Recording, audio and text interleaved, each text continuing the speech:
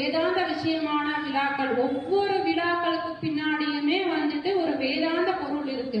அப்போ நம்ம அதுக்குள்ள நோக்கி கொஞ்சம் கொஞ்சமா நம்மளுடைய பக்தியை செலுத்தணும்.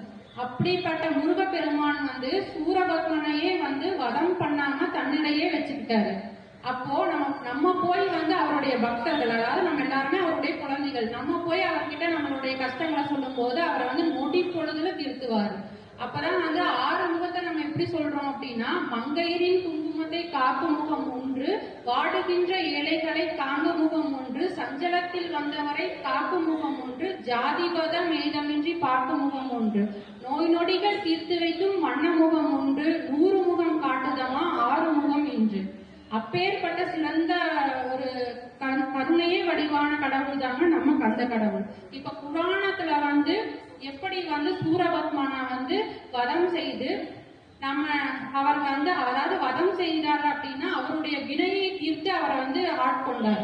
அப்படியே நம்ம கொஞ்சம் நகர்ந்து வந்தோம்னா இதிகாசமான ராமாயண காலத்துக்கும் முருகனுக்கும் நிறைய சம்பந்தம் இருக்கு. அப்படி என்ன சம்பந்தம் அப்படின்னு சொல்லி பார்த்தோம் அப்படின்னா, குகன் வந்து ராமருக்கு அவ்வளவு உதவி செஞ்சாரு. அப்பேற்பட்ட ராமபிரான் வந்து குகனோடு ஐவரானோம் அப்படின்னு சொல்லி குகனை அவ்வளவு பெருமையா புகழ்ந்து பாடினாரு. தன்னுடைய சொந்த தம்பியாவே பார்த்தாரு. அந்த குகன் சொல்லியும் ராமன் கேட்காம கானகத்துக்கு போயிடுறாரு. அந்த துயர் வந்து குகனால தாங்கிக்கவே முடியல. சாப்பிட மாட்டேன் அப்படின்னு சொல்லிட்டு உட்கார்றாரு. எனக்கு ராமனை பார்க்கணும், ராமன் என் கூட வந்து இருக்கணும் அப்படின்னு சொல்லி பிடிவாதம் பிடிக்கிறாரு. உண்ணான் ஒன்பு இருக்கிறாரு. இத மேல இருந்து தேவலோகத்திலிருந்து வள்ளி தெய்வானை முருகன் பாக்குறாங்க. வள்ளிக்கு வந்து என்ன ஒரு ஆதங்கம் அப்படின்னா, ஐயோ என்னுடைய குலத்தை சேர்ந்த ஒருவன் இப்படி துன்புறுகிறானே, அவனை நாம் அல்லவா ரட்சிக்க வேண்டும், அவனை ரட்சிப்பது நம்முடைய கடமை அல்லவா அப்படின்னு சொல்லி தெய்வானை கிட்ட சொல்றாங்க. தெய்வானையும் வள்ளியும் சேர்ந்து முருகன் கிட்ட போய் முறையிடுறாங்க. குகனை நம்ம அடைக்கலம் கொடுத்து காப்பாற்றணும் அப்படின்னு சொல்லி. இதுக்கு என்ன வழி அப்படின்னு சொல்லி முருகன் கேட்கும் போது வள்ளி சொல்றாங்க, என்னை திருமணம் செய்ய நீங்க உருமாறி வந்தீங்கல்ல, அதே மாதிரி குகனை காப்பாற்றுவதற்காக நான் உருமாறி ராமன் லக்ஷ்மணன் சீதையாக செல்லலாம் அப்படின்னு சொல்லிட்டு ஒரு முடிவெடுக்கிறாங்க. முருகன் வந்து ராமனாகவும் முத்துராமனாகவும், வள்ளி வந்து சீதையாகவும், தெய்வானை வந்து இலக்குவனாகவும் குகனுடைய இல்லத்திற்கு வருகிறார்கள். வள்ளி வந்து குகனை பார்த்து சொல்றாங்க, நீ இப்படி சாப்பிடாம இருந்தனா 14 வருடங்கள் எங்களுடைய அந்த வனவாசம் முடிஞ்சு நாங்க அயோத்திக்கு திரும்பி எங்களுக்கு வந்து திரும்ப பட்டாபிஷேகம் நடக்கிற நிகழ்வுகள் எல்லாம் நீ எப்படி கலந்துக்க முடியும்? எங்களுடைய தந்தை கொடுத்திருக்கிற அந்த கடனை நாங்க ஆற்றுறதுக்காக செய்யறோம், நீ வந்து முதல்ல சாப்பிடு அப்படின்னு சொல்லி கஞ்சி கலையத்தை வந்து குகன் கிட்ட கொடுத்து குகனுடைய உண்ணாவிரத நோன்பை தீர்த்து வைக்கிறார்கள்.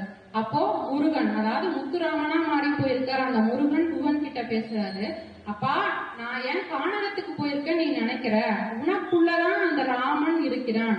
உனக்குள்ள இருக்கிற உன் உள்ளத்தில் உள்ள ராமனை நீ எண்ணி எண்ணி தவம் செய். நிச்சயமாக உனக்கு வேண்டிய நேரத்தில் வந்து நான் காட்சி தருவேன். இப்பொழுது நாங்கள் செல்ல வேண்டும் அப்படின்னு சொல்லிட்டு 3 பேரும் சேர்ந்து வெளியில வந்து குகனுடைய ஆற்றாமையை நீக்கி அவருடைய வினைகள் எல்லாம் தீர்த்து அவருக்கு அருள் புரிஞ்சு திரும்ப மேலுலகத்துக்கு போயிடுறாங்க.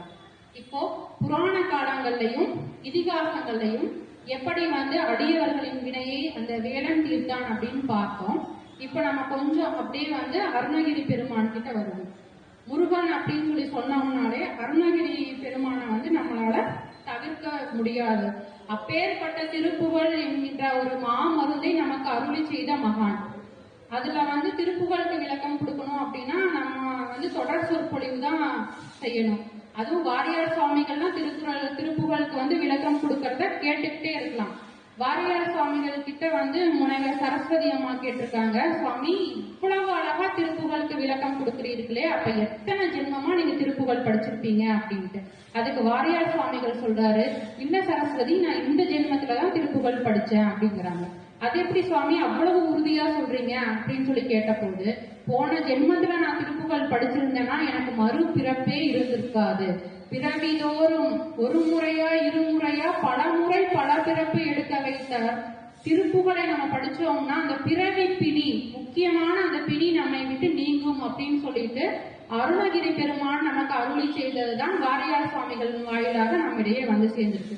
அது எளியவர்களுக்கும் போய் சேர்ந்திருக்கு அப்படின்னா வாரியார் சுவாமிகள் சுவாமிகள் அதற்கு கொடுத்த விளக்க உரைகள்லாம் ஒரு முக்கியமான காரணம். இப்ப அருணகிரி பெருமான் சொன்ன ஒரே ஒரு திருப்புகழை மட்டும் நான் தொட்டு காமிக்கணும்னு சொல்லி விரும்புறேன்.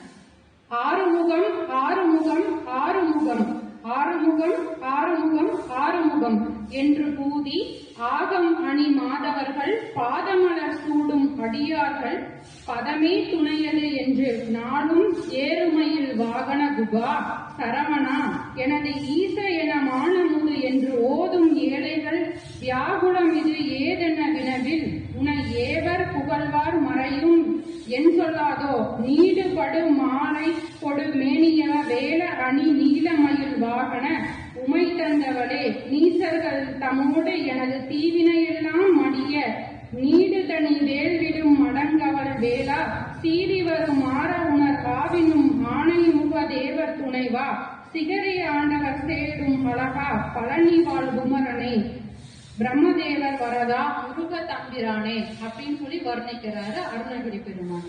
அதாவது ஆறுமுகம் என்று 6 முறை பக்தியுடன் சொல்லி விபூதியாகிய திருநீற்றை தன் உடலில் அணிபவர்கள் யாராமா பெரும் தவம் செய்தவர்களாம். அப்படிப்பட்ட அடியாருக்கும் அடியான் நான் அப்படிங்கிறாரு. அதோட மட்டும் இல்லாம மயிலை வாகனமாக உடையவன் அந்த குகன். நம்மளுடைய இதய குகையில் வாழறதுனாலதான் அவனுக்கு குகன் அப்படிங்கிற ஒரு பேரும் இருக்கு. சரவணனே ஈசனே எனது பெருமை சிறுமை எல்லாமே உனது என்று எப்போதும் மோதுகின்ற ஏழைகளின் குறைகளை நீ கண்டுகொள்ளாமல் இருந்தால் உன்னை யார் புகழ்வார்? வேதங்களும் என்ன இது உனக்கு தகுமா என்று கேட்காரா?